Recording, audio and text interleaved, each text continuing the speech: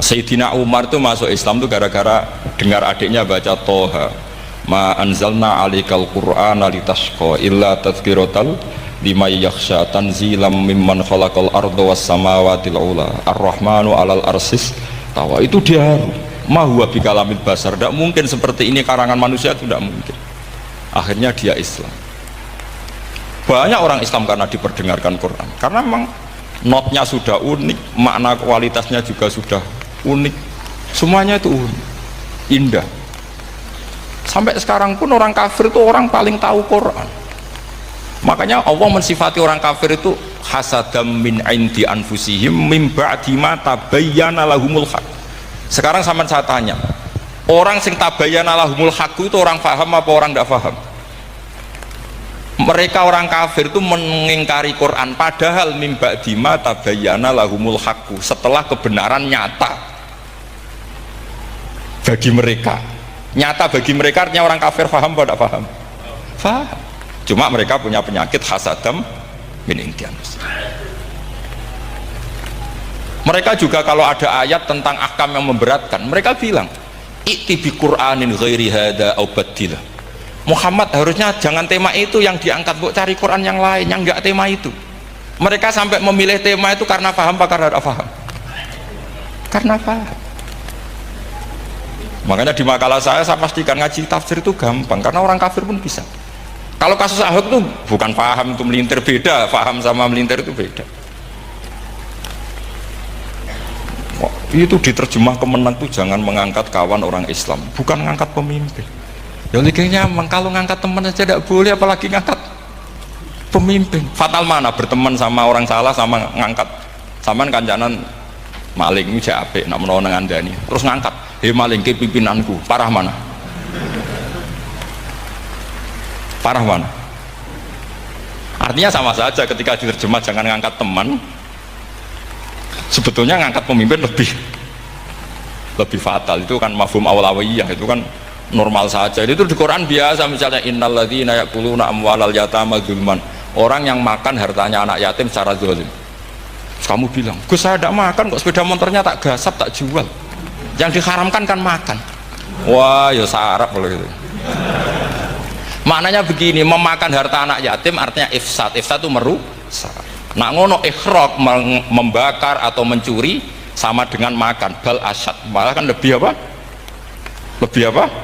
Dasar. Jadi yakuluna di situ tuh ba'dul amsilah, sebagian contoh min wujuhil ifsad atau min wujuhil ihlak. Jangan kok karena ayatnya makan, oh yang haram tuh makan, kalau nyuri gak apa-apa. Waya fatal. Itu kan sama dengan santri geblek ketika ada kiai ini, "Cung, kowe mbek bojomu jogeman naboi."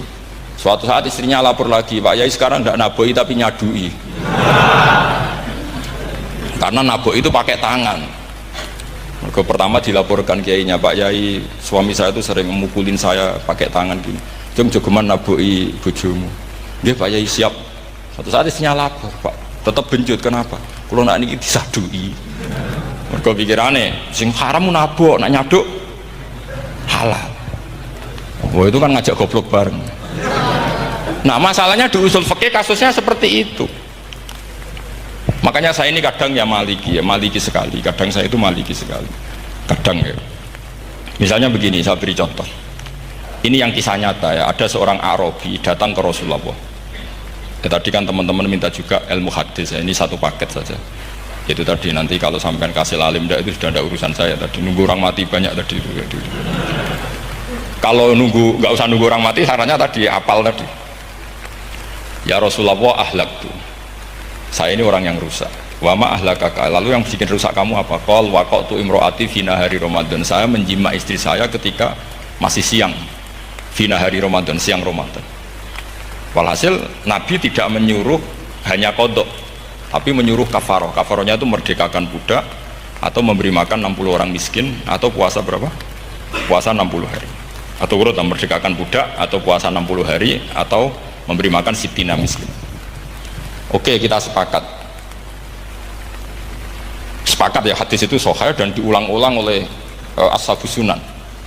Oke, riwayatnya agak masalah. Sekarang kita analisis maknanya. Sekarang sampean saya tanya, Kalau Anda misalnya sekarang jam berapa ini? Misalnya sekarang jam 9 kurang seperempat Ramadan, terus Anda rokok atau Anda ngopi, kepengen ngopi terus ngopi tanpa udhurun syar'iin, Anda hanya wajib qadha apa bayar kafarah? Tidak sampai jawab. Rata-rata kiai kita, oh mau wajib qadha Gus karena gak jima. Sing seru kafarah itu nak jima. Kan ngombe kopi be jima beda. Pertanyaannya tuh lucu, ini naik secara fikih masalahnya begini. Jima bojo itu tidak zina, berarti dengan makan bedanya apa? Sama kan, sama-sama amrun mubah, sesuatu yang boleh. Kenapa hukumannya berat? Makanya kata Imam Malik, ndak itu nilainya adalah hadku hurmati Ramadan bi ghairi udhrin syar'iyyin. Makanya kata Imam Malik, siapapun yang makan fina hari Ramadan, iftar apapun fina hari Ramadan bi ghairi udhrin syar'iyyin, maka hukumnya sama dengan jima fina hari Ramadan, karena sama-sama ihlak ifsad hurmata Ramadan bi ghairi udhrin syar'iyyin. Loh enggak, ini ilmiah, kamu udah harus cocok, tapi otak kamu harus percaya. Loh iya kan, beda kan, saya secara nafsu tidak cocok, cek berarti, tapi ilmiah saya setuju. Kalau kiai kandani itu kan pasti pakai badul amsilah, kan nggak mungkin semua contoh disebut. Jong penak melaku jago mandul orang wedok itu mari setan. Mboten delok Mbah, nyekel lu malah parah tuh. Ndak bisa. Makanya ini masalahnya lafaz. Ini kembali ke Imam Syafi'i, bilisanin arabiyyim mubin. Ketika seorang kiai bilang cung jogeman delok cawe itu adalah mengungkapkan al-muharramat, bukan mentaksis yang haram itu hanya melihat. Saya ulang lagi ya, ketika seorang kiai bilang cung jogeman delok itu sing haram, itu semangatnya adalah melawan keharaman, bukan mentaksis yang haram hanya delok. Itu di Quran normal semua, di semua lugat ya biasa.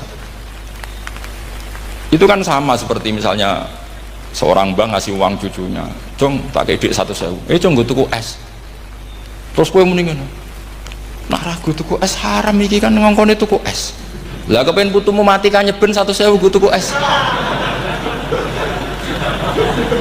Ya mulai dulu istilahnya nak bangnya ke ibu tuh cung 100.000 gue tuku es, cara wong kuno. Maksudnya gue pokoknya umumnya cak cilik senane es cuma nyebut. Ya sudah seperti itu. Sama seperti Quran menghentikan begini. Ini memang salate yang fikih dulu, yang pokok-pokok. Di antara yang nggak boleh dikawin adalah wa antasma'u bainal ukhtaini illa ma qad salah. Kamu tidak boleh menikahi Sri dan Zainab, kakak beradik. Sudah sepakat ya?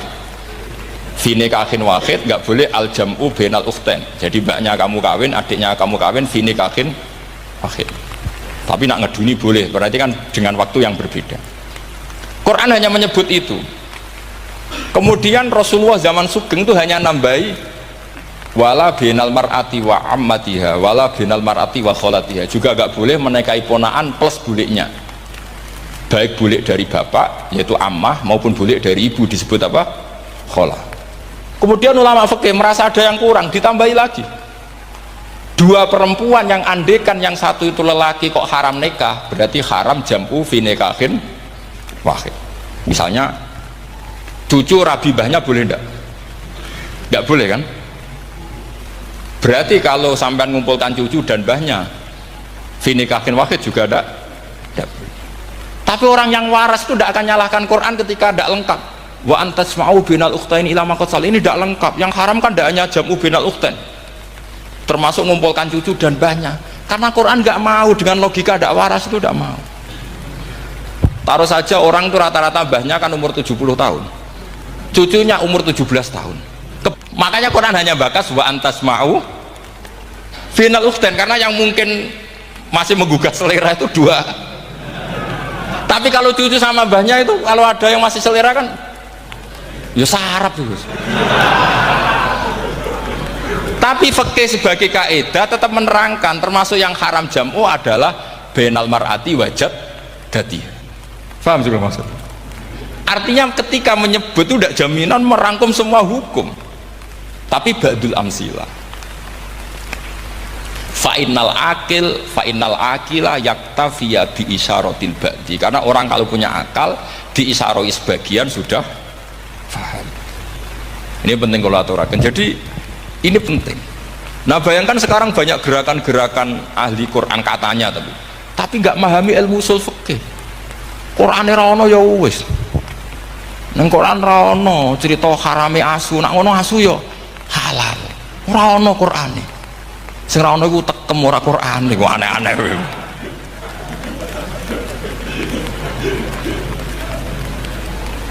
Itu kan sama, terus sampean misalnya tadi jam 09.00 Ramadan tambah uzurin syariyin terus mangan mie rokokan, itu kan melecehkan Ramadan biguri uzurin syariyin, karena melecehkan hurmatan Ramadan kena sanksi separah itu.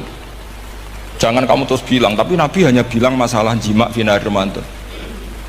Jima istri itu hukumnya itu tidak zina, hukumnya itu mubah, sama dengan makan. Ini cara madhab Maliki, tapi kita alhamdulillah madhab Syafi'i. Ya itu masalahnya, berhubung itu menguntungkan sami'na wa ta'na. Nah, itu. Tapi saya sendiri dalam konteks ini, saya itu ya sangat-sangat Syafi'iyah, sangat-sangat Syafi'iyah, dalam banyak hal sangat-sangat Syafi'iyah. Tapi dalam banyak hal kadang-kadang saya ya Maliki. Ya, itu kan kalau sampean tanya kenapa gitu, ya hikmahnya baca banyak saja. Karena yang Syafi'i itu ya karena bacanya hanya Syafi'i, itu bukan fanatik, itu keterbatasan. Jadi itu beda, itu namanya tidak fanatik, itu keterbatasan, itu beda sekali.